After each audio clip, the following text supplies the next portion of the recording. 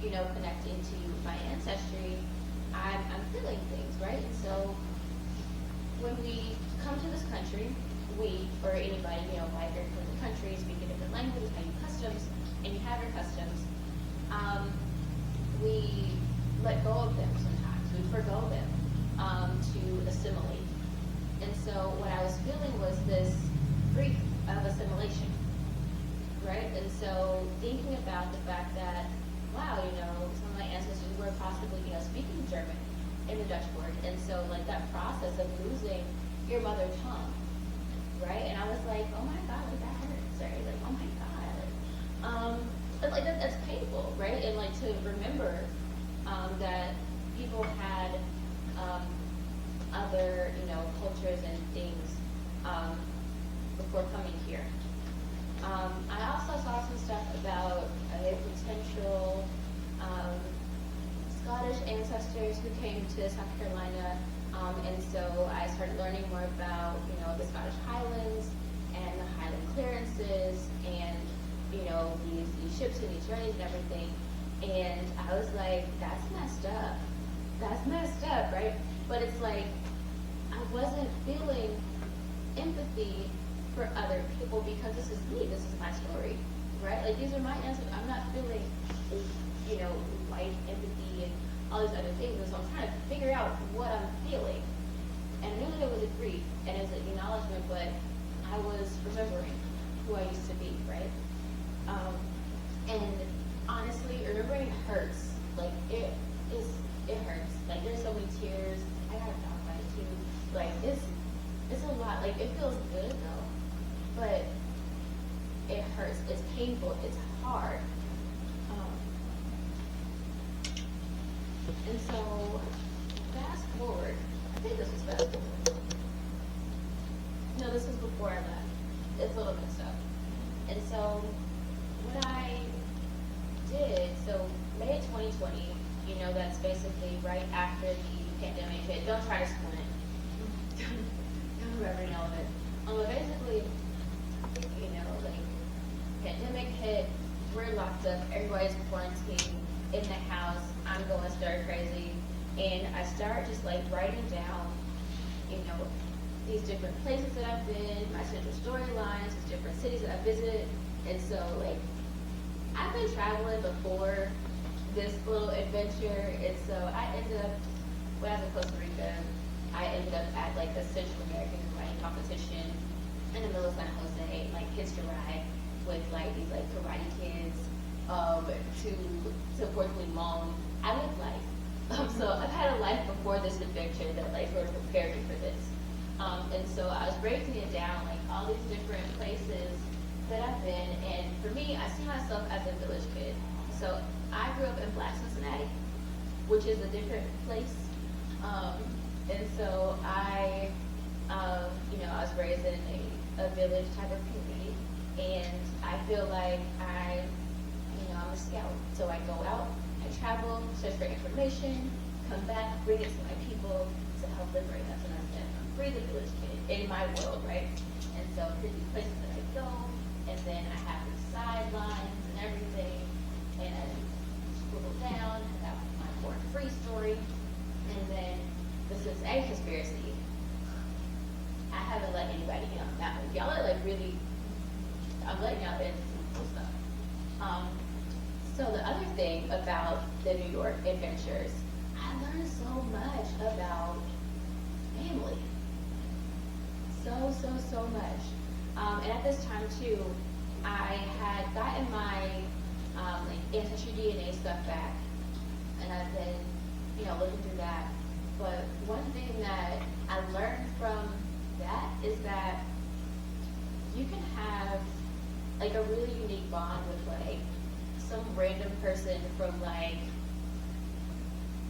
Iowa, like somewhere in Idaho, Iowa, whatever, right? Like you can share a unique, like I have a, 1 mil or whatever measurement thing that they do, like the DNA, right? But you can share like a small little amount with a complete stranger that I don't have a bond with, like my mother, right? Like I can never have that exact bond, that unique of a bond with my own mother, or possibly was like making it make sense. And it's like we all have, you know, unique relationships. Like we're all related. And so that is my quest, is to search for how we're all related and to simplify that so that we can understand it. And so when I was looking into the New York stuff, I was seeing family society, and then I was seeing like other societies, right? And heritage organizations, hereditary societies, and I was like, this is so weird. Like, this is like, you know, what is it, like monarchy, the crown, right? Like, why are people obsessed with hereditary societies? Like, what is this issue with blood and like blood family and like this legacy thing? Strange. But as I was looking at hereditary societies, I came across the Society of the Cincinnati. Anybody familiar with it? And so the Society of the Cincinnati was created by Arthur St. Clair, who was the general of the Northwest Territory, where we are today. And he, well actually no, he didn't start it. No, he was a member of it. He was a member of it. I'm like skipping around real quick. But basically, Society of Cincinnati is a hereditary society that exists to this day, that is for direct male descendants of Revolutionary War, well, certain distinct Revolutionary War officers. And so some of my, you know, New York ancestors could have like qualified to be part of the Society of Cincinnati. And so that organization is named after Lucius Quintus Cincinnatus. And so most people think that the city of Cincinnati is named after Lucius Quintus Cincinnatus, but that's not the truth. Or it's not the whole truth. And so the city of Cincinnati is actually named after the Society of the Cincinnati.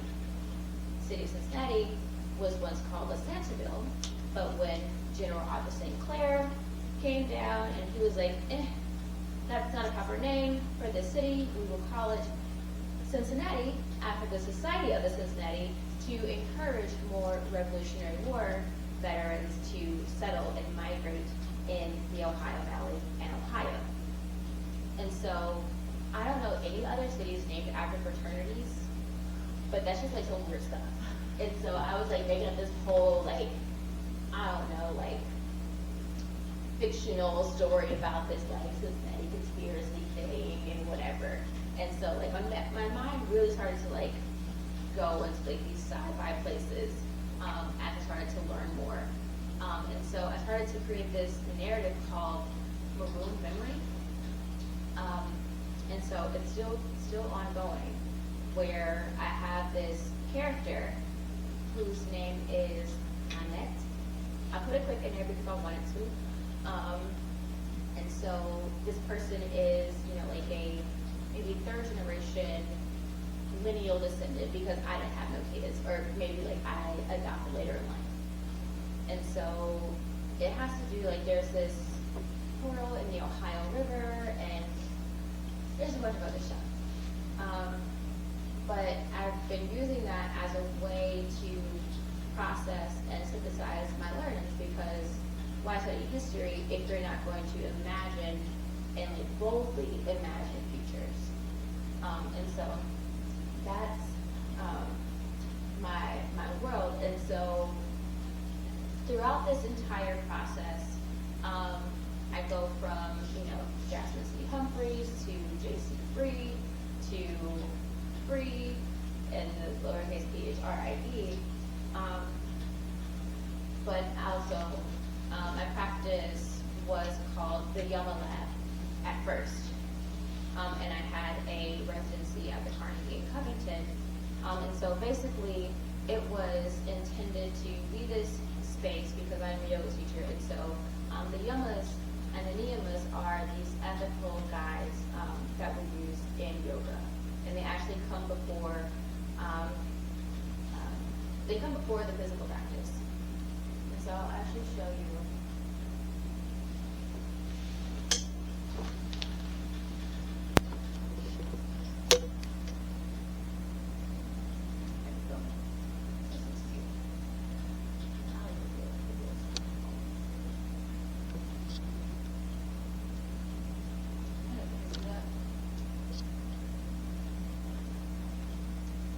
Is that good?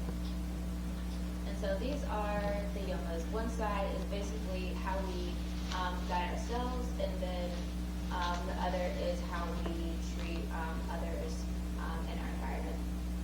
And I won't go into all of them, but those definitely guide my work. And so if you see like that image that I had shared down here, right there, I was shifting into calling this like free world. And I was like, this is my world, this is my reality, this is where I dream, and this is where I work. And then one day, maybe like last year, like I added an S. And it was like life changing. Like, and because I was just like, I didn't want people to just think that it's me and my world, and, you know, being like self-centered. But it's like, one day when I did add that S, it just like opened up so many more like possibilities to share my practice and for it to not just be mine or about myself.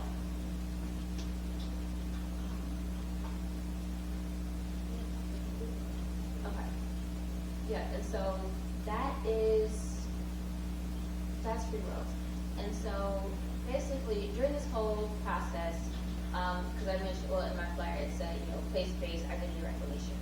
And so what I've grown to, because for me, you know, Cincinnati and Kentucky are on the Ohio-Kentucky border, and to be, you know, not only is it a border between Cincinnati, well, Ohio and Kentucky, but it's a border between North and South. And as we may know, the border between North and South is a border between slave holding and non-slave holding. And so it has been a racialized border. So even after slavery ended, and so going into Jim Crow, it continued, right? And so on the Ohio side, there's more of a de facto segregation. And on the Kentucky side, my father grew up in segregated schools and couldn't go to the theater. So the Madison Theater in Covington, there was no black entry. He used to tell me about the train station and that he couldn't go through the front door. He never knew that there was a front door to the train station.